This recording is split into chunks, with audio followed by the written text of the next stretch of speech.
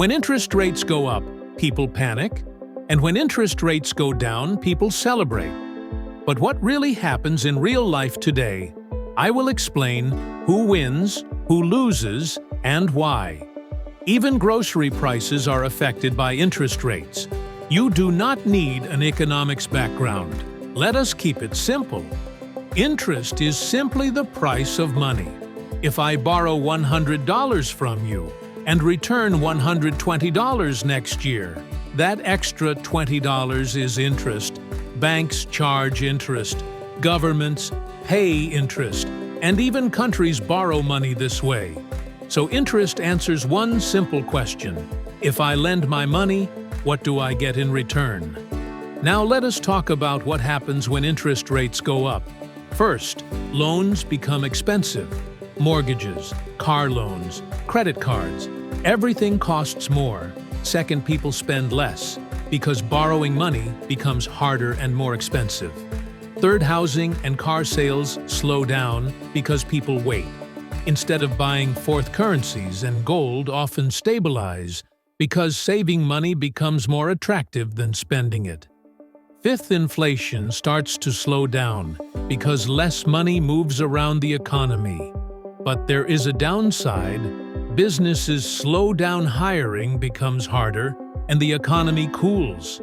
Now let us talk about what happens when interest rates go down. This is the part everyone likes. Loans become cheap. People borrow more, spending increases very fast.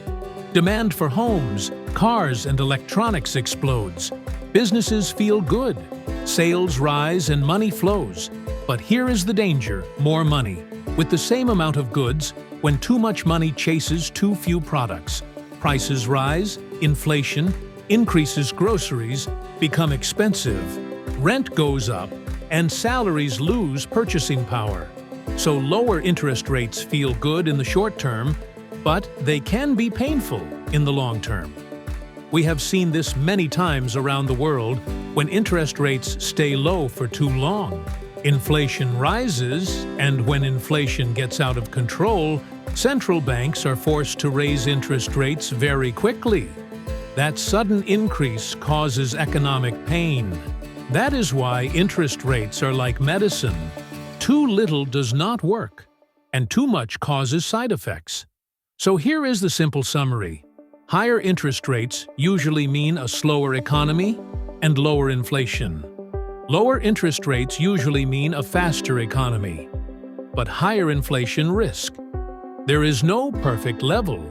Central banks are always trying to balance growth and stability. Now I want to hear from you. Do you think interest rates should go up or down right now? Write your answer in the comments below.